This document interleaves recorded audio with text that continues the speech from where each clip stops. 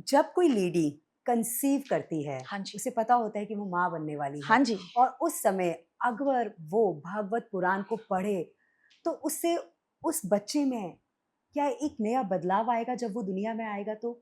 निस्संदेह, निस्संदेह ये तो वर्णित है।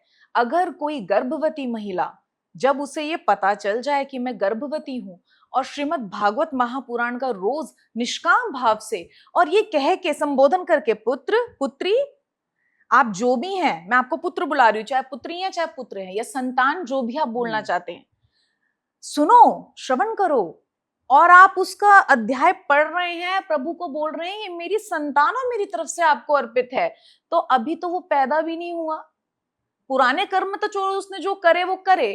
अब नए कर्म तो करने से पहले ही माता ही, क्योंकि माता से एक है, माता अर्पित की जा रही है, रोज अर्पित किए जा रही है। और जब तक उस शिशु को बोध नहीं होता, पैदा होने के बाद 5 वर्ष तक माता कर रही है, तो आप निस्संदेह रूप से उसको भीड़ से अलग पाएंगे।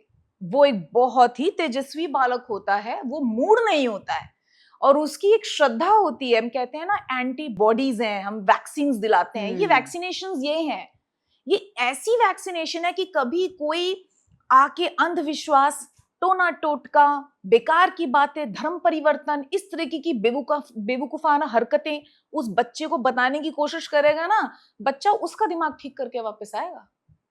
ये है वो एंटीबॉडी। तो निस्संदेह रूप से श्रीमद् भागवत महापुराण का पाठ करना चाहिए। तो ऐसा महापुराण अगर आप कर रहे हैं तो आप समझ लीजिए आपके गर्भ में, अगर आपसे प्रभु होने दे रहे हैं ये, क्योंकि हम करते नहीं, वो करवाते हैं। करते हो तुम कन्हैया, हम सबका नाम हो जाता है ना। तो वो करवा रहे हैं, यदि वो करवा रहे हैं उस शिशु के गर्भ में आने पे, तो आप समझ लो वो बालक कोई बल लेके आया है, दैवी बल ऊपर से लेकर आया, साधारण बालक नहीं है। और साधारण बालक नहीं है, असाधारण का मतलब ये है बहुत डाउन टू अर्थ होगा। असाधारण क्या है? What is extraordinary? I always say the most ordinary people are the most extraordinary people, जिनको अपने आप को कुछ प्रूव करने की जरूरत नहीं है, शांत अपना कार्य कर रहे हैं, प्रेम कर रहे हैं और आगे बढ़ रहे हैं।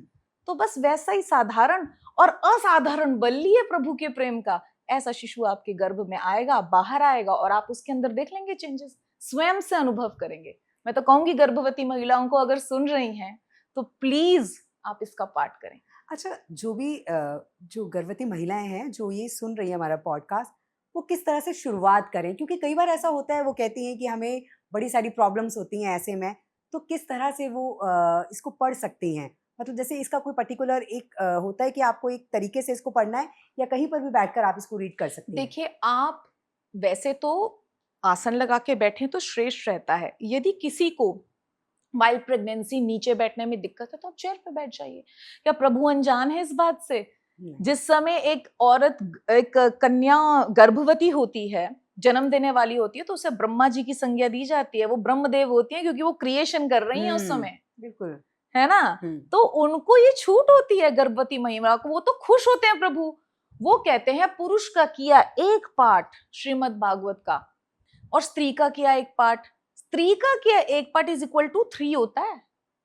क्योंकि मुझे पता है उसके जीवन में बहुत क्लेश होते हैं, उसे अपने बच्चे को पालना है, उसके पास टाइम नहीं है, उसको कुछ मासिक पीड़ाएं हैं, उसको बहुत सारी मुसीबत है। तो अगर कन्या या कोई भी स्त्री इस फील्ड में आ जाता है तो नारायण उसको विशेष प्रेम प्रोवाइड करते हैं। तो आप उस समय नियमावली का ज्यादा ध्यान न रखें।